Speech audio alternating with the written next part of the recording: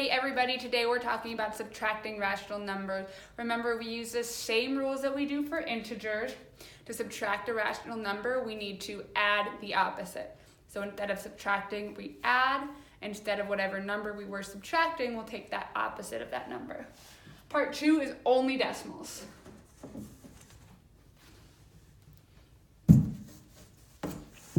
Okay, let's start with example number 1a right there.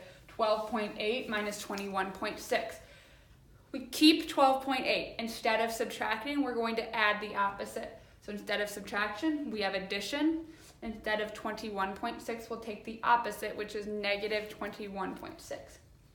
Now remember your addition rules. If we have different signs, we take the greater absolute value and we subtract the lesser absolute value from it. So which one has a greater absolute value? 21.6. So I'll take 21.6 minus 12.8. Once I go through my subtraction there, I get 8.8.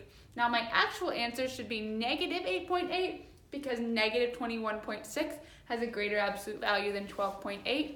We keep the sign of whichever one has the greater absolute value, so in this case, negative 8.8. Let's try another one together. This got erased a little bit, but this says negative 7.34 minus a negative 5.51. First, let's take our subtraction and change it to addition.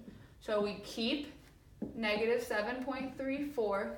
We change subtraction to addition. We take this number and we have the opposite, 0.51 instead. So negative 7.34 minus negative 5.51 is negative 7.34 plus 5.51. Different signs, so we need to subtract. We take 7.34 and we subtract 5.51.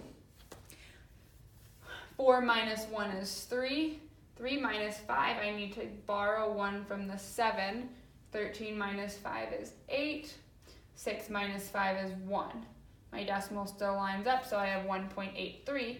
Now, will my answer be negative or positive? This has a greater absolute value than this, so we keep the sign of negative 7.34 to get negative 1.85 as our final answer. It won't always be negative. We have to look at which number has the greater sign. Just like we had done in the last video, we can also use subtraction to find distance. In this one, they want you to look at the number line and say how far away is negative 9.7 from 6.2. So we know that we can use subtraction and take the bigger number and subtract the smaller number. So I have 6.2,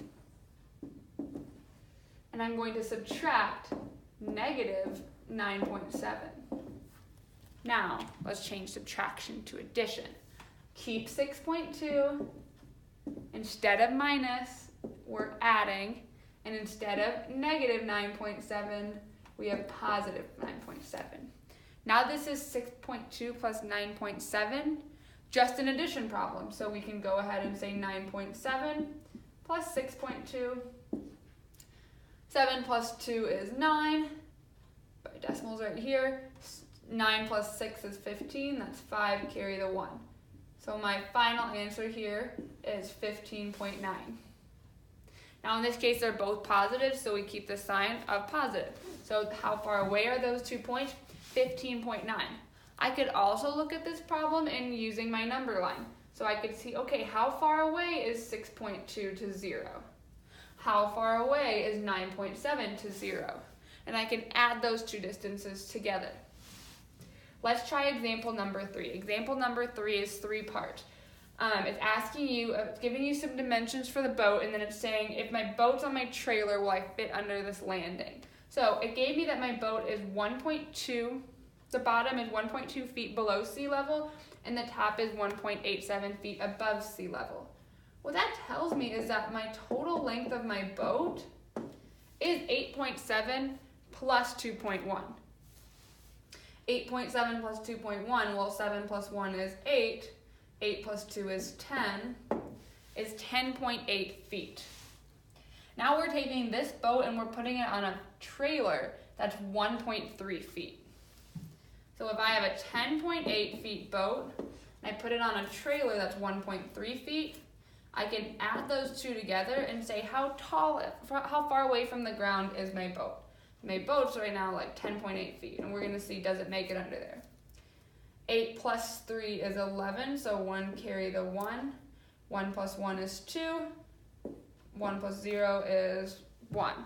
We're left with 12.1 feet as the distance from the ground to the top of the boat.